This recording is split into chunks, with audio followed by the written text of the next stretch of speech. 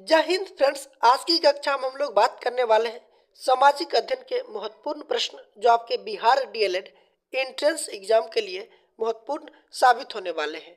तो चलिए वीडियो को करते शुरू।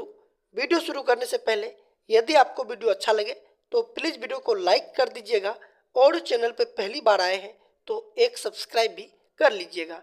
तो चलिए देखते हैं आज का पहला प्रश्न। पहला प्रश्न कहता है, खिलाफत समिति का गठन किसने किया था? खिलाफत समिति का गठन याद रखिएगा साथियों, अली बंधुओं के द्वारा किया गया था। ऑप्शन हो जाएंगे इसका सी। प्रश्न 2 कहता है, चौरी चौरा कांड के परिणाम स्वरूप महात्मा गांधी ने किस आंदोलन को वापस ले लिया? अब हम लोग साथियों यहाँ पे बात कर लेते हैं चौरी चौरा कांड की। तो याद रखिएगा साथियों, चौरी चौरा कांड जो है 4 फरवरी 1922 ईस्वी को हुआ था और इसका परिणाम यह हुआ कि महात्मा गांधी जो है असहयोग आंदोलन को वापस ले लिया था। ऑप्शन हो जाएंगे इसका बी। प्रश्न 3 कहता है, स्वराज दल के अध्यक्ष कौन थे? स्वराज दल के अध्यक्ष कौन थे? तो याद रखिएगा साथियों, चित्तरंजन दास। ऑप्शन हो जाएंगे इसका डी। चलिए प्रश्न बढ़ते हैं 4 की ओर। प्रश्न 4 कहता है, साइमन कमीशन किस वर्ष भारत आया था? साइमन कमीशन किस वर्ष भारत आया था?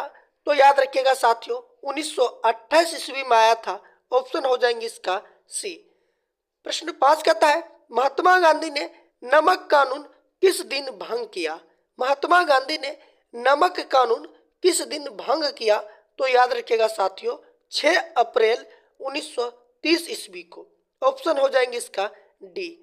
प्रश्न 6 कहता है, निम्नलिखित में से कौन मौलिक अधिकार नहीं है? निम्नलिखित में से कौन मौलिक अधिकार नहीं है? तो याद रखिएगा साथियों, विदेश घूमने का अधिकार जो है ये मौलिक अधिकार नहीं है। ऑप्शन हो जाएंगे इसका बी। बाकी समानता का अधिकार, धार्मिक स्वतंत्रता का अधिकार, ये दोनों जो है मौलिक अधिकार है। चलिए प्रश्न बढ़ते हैं 7 की ओर। प्रश्न 7 कहता है, मौलिक अधिकारों के रक्षक के रूप में कौन कार्य करता है? मौलिक अधिकारों के रक्षक के रूप में कौन कार्य करता है? तो याद रखिएगा साथियों, सर्वोच्च न्यायालय। ऑप्शन हो जाएंगे इसका सी। प्रश्न 8 कहता है, विश्व में सामान्यतः डैश शताब्दी से 15वीं शताब्दी तक के काल को मध्य युग का कहा जाता है। विश्व में सामान्यतः 5वीं शताब्दी से 15वीं शताब्दी के काल को याद रखिएगा साथियों, मध्य युग का काल कहा जाता है। ऑप्शन हो जाएंगे इसका ए। प्रश्न 9 कहता है, नई दुनिया का पता कैसे लगा? नई दुनिया का पता कैसे लगा? याद रखिएगा साथियों, नाविक अभियानों द्वारा। ऑप्शन हो जाएंगे इसका ए। चलिए प्रश्न बढ़ते हैं 10 की ओर। प्रश्न 10 कहता है, कैरोलिगियन साम्राज्य का संस्थापक कौन था? कैरोलिगियन साम्राज्य का संस्थापक कौन था? तो याद रखिएगा साथियों, सरलामा था। ऑप्शन हो जाएंगे इसका सी। प्रश्न 11 कहता है, पवित्र रोमन साम्राज्य किसको कहा गया? पवित्र रोमन साम्राज्य किसको कहा गया? तो याद रखिएगा साथियों, कैरोलिगियन साम्राज्य को। ऑप्शन हो जाएंगे इसका ए। चलिए प्रश्न बढ़ते हैं 12 की ओर। प्रश्न 12 कहता है, सामंतवाद का आधार क्या था? सामंतवाद का आधार क्या था? तो याद रखिएगा साथियों, भूमि था। ऑप्शन हो जाएंगे इसका डी। प्रश्न 13 कहता है, रोमन कैथोलिक चर्च का केंद्र कहां पर था? रोमन कैथोलिक चर्च का केंद्र कहां पर था? तो याद रखिएगा साथियों, रोम में था। ऑप्शन हो जाएंगे इसका डी। साथियों, यदि आप प्रश्न का उत्तर जानते हैं तो आप लोग कमेंट कीजिए प्लीज, हम उसका जवाब आप लोग को जरूर देंगे। आप लोग कमेंट नहीं करते हैं तो अच्छा नहीं लगता है, इसीलिए आप लोग कमेंट कीजिए, मजा आता है। प्रश्न 14 कहता है, रेशम कीड़ा पालन क्या कहलाता है? रेशम कीड़ा पालन क्या कहलाता है? याद रखिएगा साथियों, सेरीकल्चर कहलाता है। ऑप्शन हो जाएंगे इसका ए। चलिए प्रश्न बढ़ते हैं 15 की ओर। प्रश्न 15 कहता है, भारत की अर्थव्यवस्था का मूल आधार क्या है? भारत की अर्थव्यवस्था का मूल आधार याद रखिएगा साथियों, कृषि है। ऑप्शन हो जाएंगे इसका बी। प्रश्न 16 कहता है, कुल जल का कितना प्रतिशत भाग महासागरों में निहित है।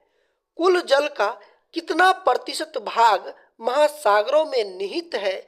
याद रखिएगा साथियों, 96.6%। ऑप्शन हो जाएंगे इसका D will be correct answer. प्रश्न 17 कहता है, देश के बांधों को किसने भारत का मंदिर कहा था? प्रश्न बहुत इंपॉर्टेंट है साथियों, स्टार लगा देते हैं। देश के बांधों को किसने भारत का मंदिर कहा था? तो याद रखिएगा साथियों, पंडित नेहरू। ऑप्शन हो जाएंगे इसका C will be correct answer, option C. चलिए प्रश्न बढ़ते हैं 18 की ओर। प्रश्न 18 कहता है, कौन सी नदी भ्रंश घाटी से होकर बहती है? कौन सी नदी भ्रंश घाटी से होकर बहती है? तो याद रखिएगा साथियों, तापी नदी। ऑप्शन हो जाएंगे इसका C will be correct answer. प्रश्न 19 कहता है, कौन सी नदी प्रायद्वीपीय भारत की सबसे लंबी नदी है? कौन सी नदी प्रायद्वीपीय भारत की सबसे लंबी नदी है? तो याद रखिएगा साथियों, गोदावरी नदी है। ऑप्शन हो जाएंगे इसका बी। साथियों, यदि आपसे पूछा जाए भारत की सबसे लंबी नदी कौन सी है, तो गंगा नदी है।